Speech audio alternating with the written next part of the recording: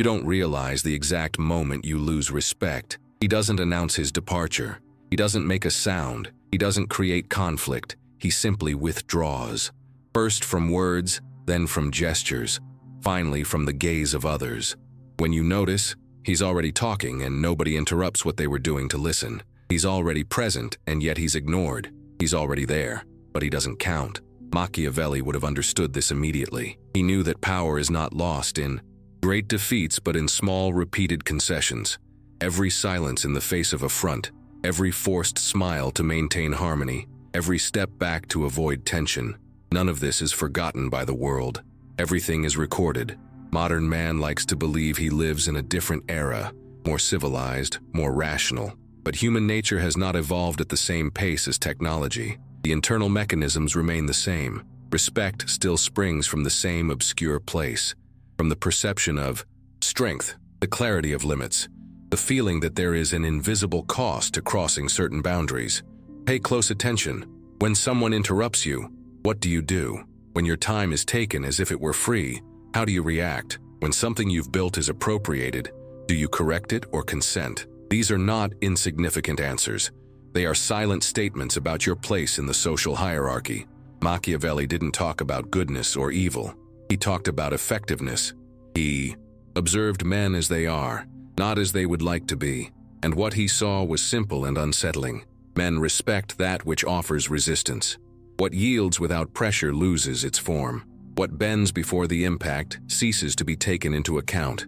There's a comfortable lie that many learned early on, that being understanding, flexible, and agreeable guarantees social security, that avoiding conflict builds respect, that swallowing discomfort preserves relationships. But Machiavelli knew that this only postpones contempt, because the man who never reacts teaches others that he can be surpassed. And here comes the first disconcerting question. How many times have you confused self-control with self-denial? How many times have you called maturity what deep down was fear of displeasing others? The world doesn't interpret intentions. It interprets signals. And the clearest signal someone can send is that they tolerate being ignored. Explicit humiliation isn't necessary. The absence of reaction is enough. Silent acceptance is enough. Little by little, you cease to be a point of reference and become part of the scenery. Machiavelli understood that respect doesn't depend on harsh words, violence, or theatrical imposition. It is born earlier, in the psychological realm. It arises when others perceive that you are not available for just any role, that there is something in you that is non-negotiable, that there is an invisible boundary that cannot be crossed without consequence. The problem is that most people never learn this. They learn to please, to soften, to give in. They learn to be functional, but not sovereign. They learn to be useful, but not respected.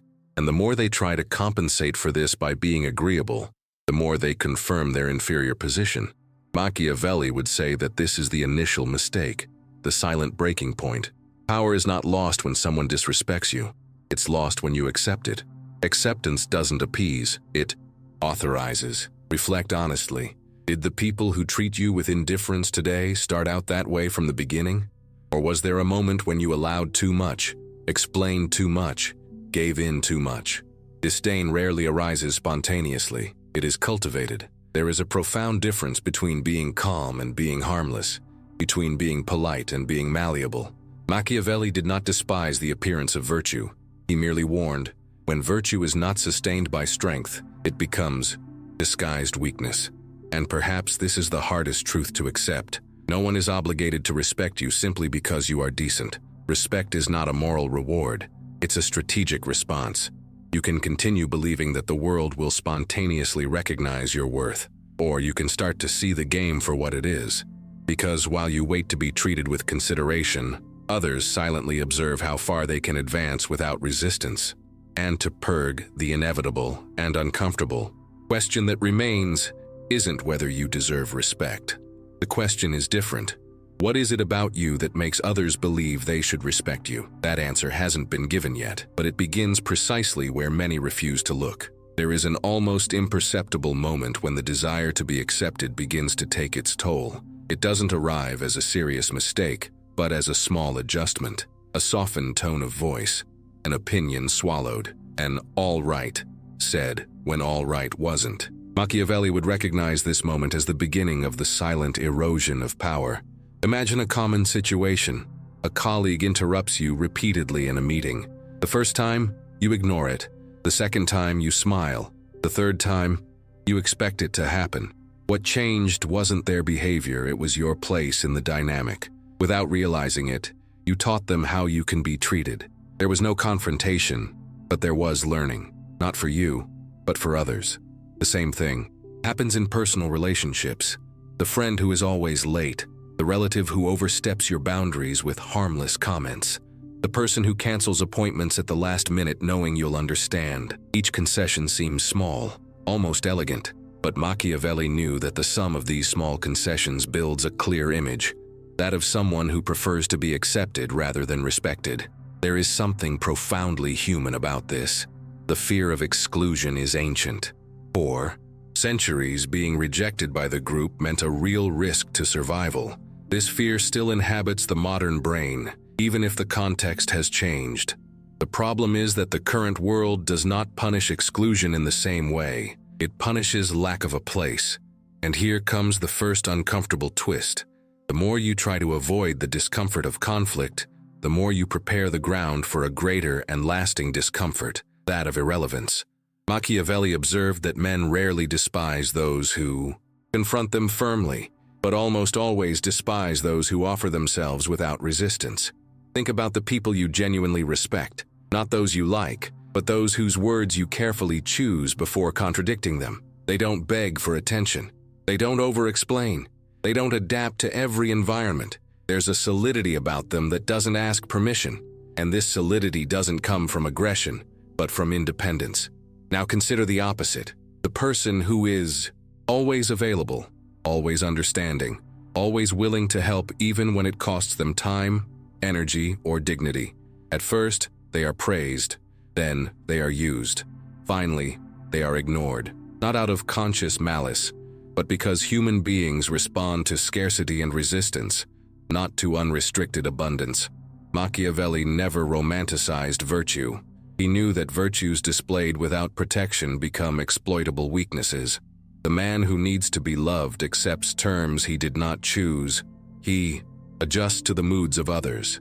He measures each word by the risk of rejection, and in doing so, he delivers something precious, the ability to impose reality. There's a recurring scene that almost everyone has experienced. You disagree with someone, but you sense a slight discomfort in the atmosphere. In seconds, you recalculate. You soften your words. You add a, maybe I'm wrong. You laugh to ease the tension. The conflict dies down, but something within you also withdraws. Machiavelli would say that this gesture, repeated often enough, creates a man who is no longer taken seriously, even by himself. The mystery lies in the fact that no one needs to declare it aloud. Disrespect is rarely explicit. It manifests itself in inattention, excessive informality, and a lack of consideration. It's when your opinion becomes optional, when your presence doesn't change the course of things. And then comes the question that many avoid. If you were someone else, would you treat yourself the same way others treat you today? This question is uncomfortable because it reveals something essential. The world tends to mirror the relationship you have with your own self-worth. Machiavelli understood that being loved can be useful, but only when it doesn't become a necessity. Necessity weakens. It makes a man predictable, and the predictable lose power. Those who depend on the approval of others live reacting, never leading. There's a cruel irony in all of this. The more someone tries to be agreeable, the less interesting they become. The more they try to please everyone, the less identity they preserve. And without identity, there's no possible respect, only temporary tolerance. Perhaps you've felt this without knowing how to name it. The feeling of being present but not being considered, of being part of something but not deciding, of speaking but not influencing. This isn't bad luck, it's a consequence. And here is tension deepens because acknowledging this requires abandoning comfortable belief that good intentions are enough. Machiavelli knew they are not enough. They never have been. The question that remains is not whether you are a good person. The question is different, more strategic, and more dangerous. What are you willing to lose in order to avoid rejection? Because everything you're not willing to lose ends up being used against you. If respect begins where need ends, What happens when you no longer need to be loved? That answer has yet to be revealed, but it completely changes the game. There is a precise point at which respect ceases to be an opinion and becomes a calculation. Machiavelli understood this with disconcerting clarity. For him, respect is born not from admiration or sympathy, but from anticipation. People observe, test, advance a little beyond what is permitted, and await the response. Not to judge their character, but to measure the cost. Respect arises when this cost is clear, consistent, and unavoidable. In everyday life, this happens all the time, even when no one notices. A snide comment, a request made without consideration, a repeated delay, a subtle intrusion. Every little test is a silent question thrown into the air. How far can I go with you? And the answer is never in the words, but in what happens afterward. The world learns fast, much faster than you imagine. The problem is that many believe respect should come spontaneously, as a natural recognition of effort or kindness. Machiavelli would say that this belief is dangerous. Man does not respect what does not react. He respects that which imposes limits without apologizing for existing. But stop and think. When someone crosses your boundary and nothing happens, what lesson is learned? What does the other person learn about you at that exact moment? Most people avoid consequences for fear of seeming harsh, unfair, or exaggerated. They prefer to explain, justify, and negotiate. And in doing so, they weaken their own position. Because excessive explanation is a sign of insecurity. Those who have power don't need to convince. They just act. Machiavelli understood that silent consequences are more educational than any emotional discourse. There's a common scene that repeats itself in different contexts. Someone disrespects you subtly, almost invisibly. You feel the discomfort, but decide to let it go. After all, it's not worth the trouble. The second time, you notice a pattern, but still believe it's a coincidence. The third time, there's a silent certainty. This will continue to happen, not because the other person is malicious, but because you've shown that the price is zero. Respect doesn't disappear all at once. It slips away, and each time it slips away, it becomes harder to recover. Machiavelli knew that men are more faithful to consequences than to promises. A boundary applied once, clearly, shapes behavior for a long time. A boundary that is debated, relativized, or postponed becomes noise. And here arises an uncomfortable dilemma. Do you really lose something when you set a limit? Or do you only lose the illusory comfort of being accepted by everyone? What is more costly in the long run, the momentary discomfort of firmness, or the slow erosion of your position? Many confuse respect with extreme rigidity. They believe that imposing consequences requires aggression or direct confrontation. Machiavelli did not think that way.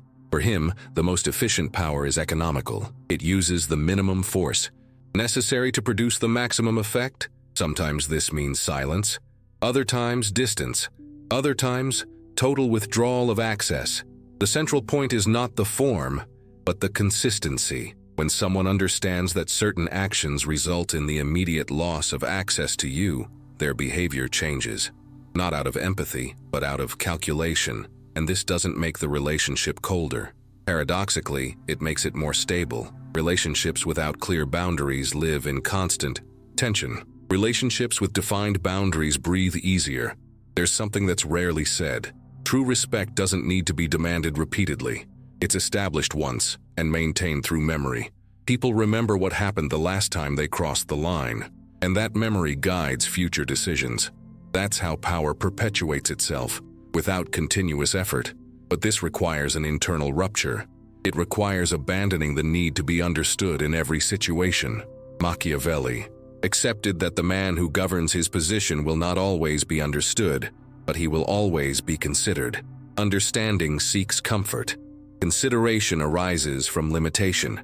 Ask yourself honestly, do you react to preserve your image or to preserve your position? How many times have you chosen to appear reasonable and paid the price with silent devaluation afterward? There is an even deeper revelation. Respect depends not only on what you do to others, but on what you allow yourself to accept. The world observes not only your actions, but also your tolerance. What you endure in silence becomes part of your social identity.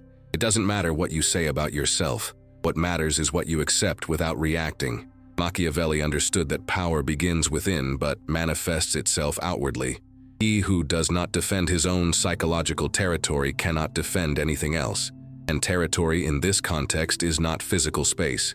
It is time, attention, dignity, word, and then comes the final question of this stage, the one that separates reflection from transformation. If tomorrow you decided to impose real consequences, what exactly would change in your relationships? Who would distance themselves? Who would adjust? And most importantly, who would you have to stop being to sustain this new place? The answer isn't comfortable, but respect never comes from comfort. It comes from the exact point where you decide that certain things simply can't be tolerated anymore. There is a silent mechanism that governs almost all human relationships, and most people never realize when it begins to work against them. Machiavelli knew this mechanism intimately. He didn't call it emotion, nor morality, but dependence. The moment a man begins to depend on the judgment of others to feel safe is the moment he surrenders the key to his own behavior. There's a simple experiment, repeated informally every day. One person praises another strategically, not an exaggerated compliment, just enough to generate recognition. The brain responds with a surge of dopamine, the same neurotransmitter associated with reward. The body learns quickly. What generates pleasure tends to be sought again. In a short time, the person praised begins to adjust their actions, even without realizing it, to receive another dose of that approval. There is no coercion. There is no threat. Just conditioning. This pattern appears in work environments, families, friendships, and romantic relationships. A boss praises the employee who agrees to stay late. A friend reinforces how understanding you are when you swallow something that bothers them. A partner highlights how easy to deal with you are when you give up something important. The praise isn't false, but its function isn't to recognize, it's to mold. Machiavelli would have recognized this as a refined form of control. Force is not necessary when the individual adjusts voluntarily. Those who depend on approval begin to anticipate the expectations of others. They start acting even before being asked. Control ceases to be external and takes root internally. The most curious thing is that this doesn't only happen to insecure people. It frequently happens to intelligent, capable, and well-intentioned people. People who learned early on that pleasing others is safer than contradicting them. That being accepted is more important than maintaining a position. They don't see themselves as submissive. They see themselves as adaptable. And it is precisely this constant adaptation that makes them predictable.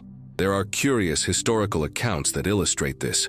In political courts, kings rarely feared declared enemies.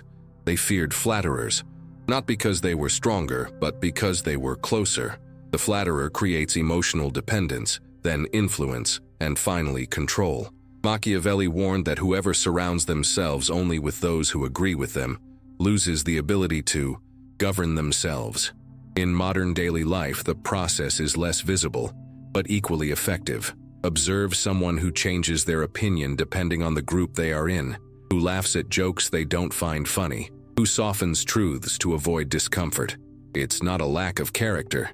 It's a fear of losing belonging, but belonging bought with self-denial exacts a high price.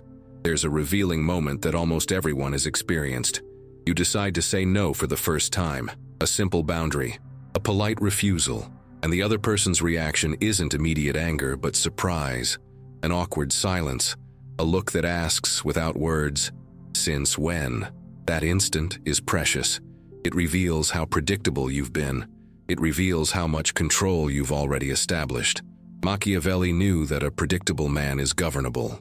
Therefore, a break from predictability is always interpreted as a threat, not because you have become aggressive, but because you have ceased to be automatic. And nothing is more frightening than someone who doesn't react as expected. There is also a little discussed psychological fact. The more someone depends on external validation, the more intensely they react to the possibility of losing it. This creates a dangerous cycle. Small disapprovals begin to hurt more. Silences are interpreted as rejection. Neutral looks become judgments.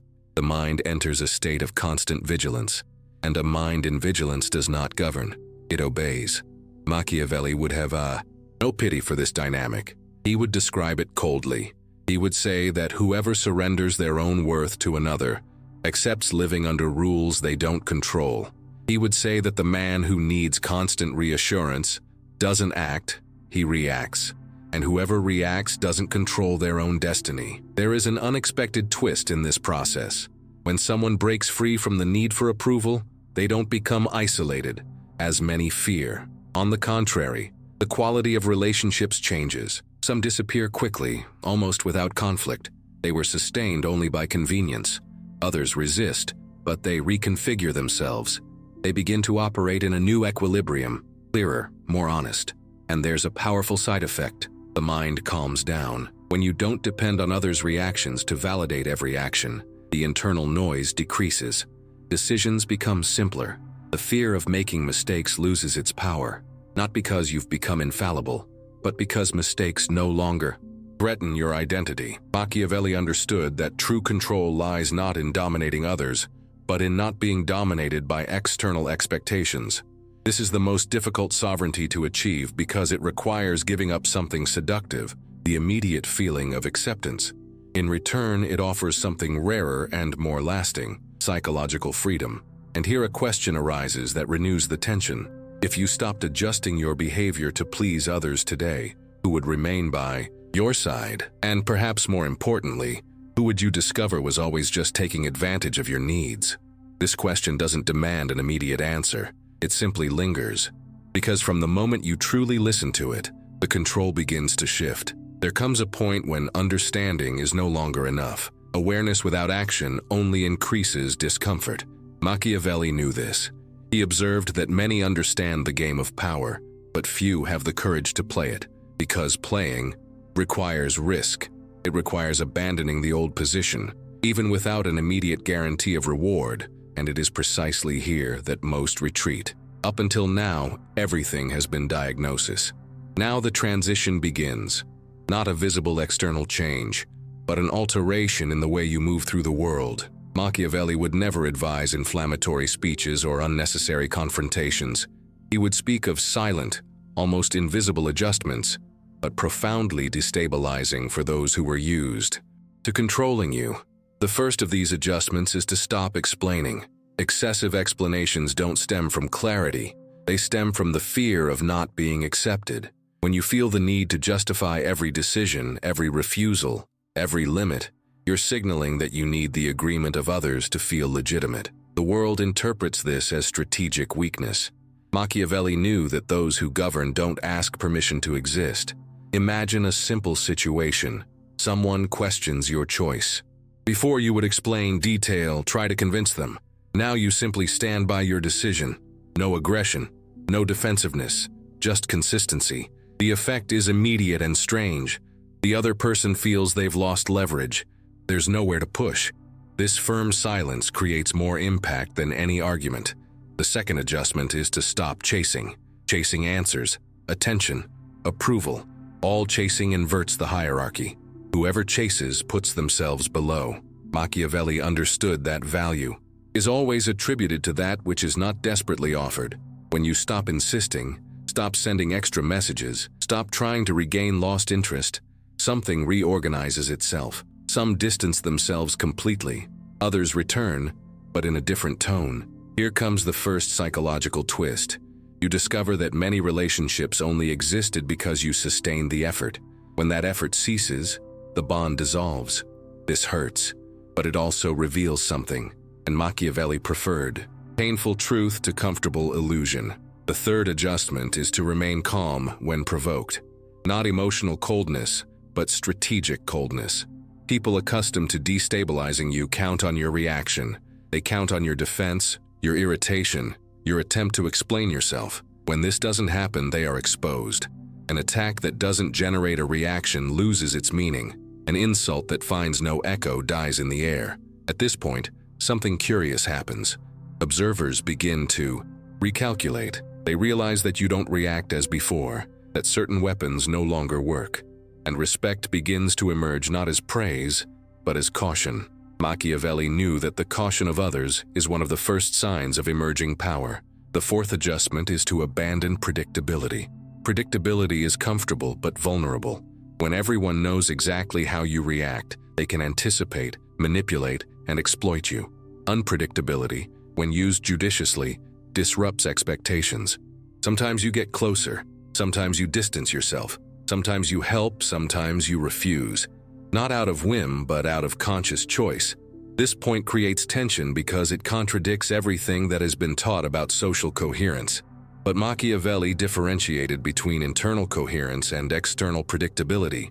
You can be true to yourself without being easily decipherable, and whoever is not decipherable is not easily controlled. The fifth adjustment is to impose swift and silent consequences.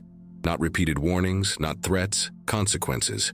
When someone crosses a line and loses immediate access to you, something is etched into their memory, not as a drama, but as a reference point. Next time, the person hesitates, and that hesitation is respect in the making. Here's another unexpected turn of events.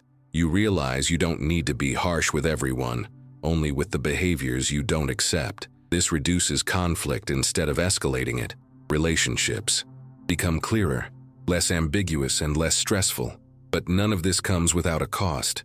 The cost is abandoning the old identity, the identity of the automatically understanding, the constantly available, the infinitely adaptable. Machiavelli knew that every ascension requires a symbolic death. Something must be left behind so that another position can be occupied. At this stage, the final doubt arises before complete transformation.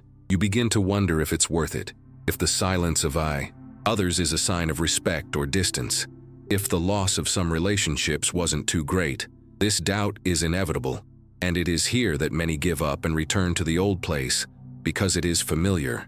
But if you maintain the new behavior, something takes hold. The people who remain adjust how they treat you. The tone changes. Requests become more careful. The space around you is redefined, not because you asked for it, but because you made it clear without words what you accept and what you don't. Machiavelli would say that this is the point where power ceases to be an effort and becomes a state. It is no longer something you try to exert. It is something that manifests itself in the way others behave in your presence. And the tension is no longer external, it's internal, because by achieving this position you approach the ultimate principle, the one that decides whether respect will be temporary or lasting. This principle doesn't reveal itself immediately. It demands a final step, a step that many don't take. The question that remains open and unsettling is simple. Are you willing to maintain this new position even when no one is watching? Because the outcome doesn't depend on what you do when you're being tested, but on what you become when you're not. There is a silent moment when everything reorganizes itself. It's not visible to others, but it's definitive for the one experiencing it. It's when you realize you no longer react as before. That certain provocations no longer affect you. That certain invitations no longer seduce you. That certain acts of disrespect simply find no more space. Machiavelli would understand this moment as the true consolidation of power, when it ceases to be effort and becomes posture. Up to this point, you have traveled a path that few are willing to tread. You have abandoned the illusion that good intentions guarantee consideration. You have faced the uncomfortable truth that the world responds more to firmness than to unprotected gentleness. You have understood that respect is not asked for, nor negotiated, nor explained. It is established. But all deep understanding requires a final step, conscious application, not as a performance, not as a new mask, but as internal alignment. What sustains respect is not grand gestures, but small, repeated, consistent decisions. Deciding not to explain when it's not necessary. Deciding not to respond immediately when it doesn't serve you. Deciding not to give in, just to maintain social comfort. Deciding to withdraw access when a boundary is crossed. This path doesn't require you to become cold or cruel. It only requires you to become clear. Clear about what you accept. Clear about what you offer. Clear about what you are no longer willing to tolerate.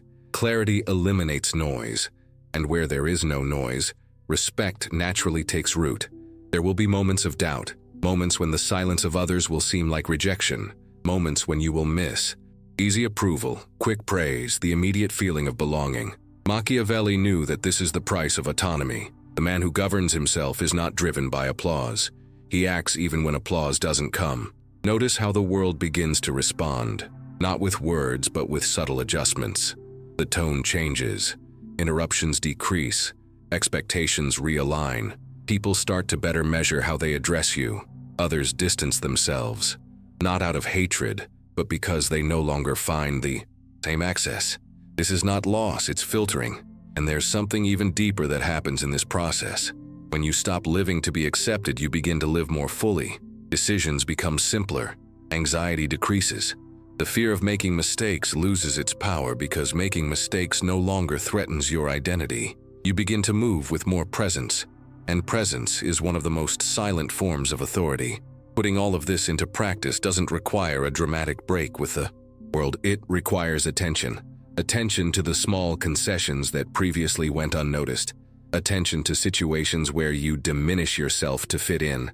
Attention to the times when you say yes, when you mean no. Each of these situations is an opportunity, not for confrontation, but for adjustment. Start with the next meeting, with the next conversation, with the next request. Don't announce changes. Just act according to what you now know. Respect is built in the invisible realm. It appears later as a consequence. Machiavelli would say that a wise man doesn't wait to be pushed to the limit before acting. He takes a stand before the limit is tested. And that's what differentiates those who live reacting from those who steer their own destiny. If you've made it this far, it's because something within you has already shifted. Most people can't stand this kind of reflection. They prefer the comfortable narrative that the world is unfair, but unchangeable. You chose differently. You chose to see, and seeing changes everything. Now, transformation no longer depends on ideas. It depends on continuity. On maintaining one's stance even when no one is watching, on remaining consistent when it would be easier to revert to the old role, on honoring one's own worth without needing to announce it. Remember, in a world full of people begging to be liked, those who don't need approval occupy a rare position, and that which is rare is treated with care. If this video made you rethink how you've been giving away your power, like it now. If something here touched on personal experiences, leave a comment, even if it's anonymous. Writing is a way to solidify internal decisions. And if you want to continue exploring content that doesn't sugarcoat reality, but offers real tools for transformation, subscribe to the channel. Respect is not a privilege granted. It is a consequence that is built. And from now on, that construction is in your hands.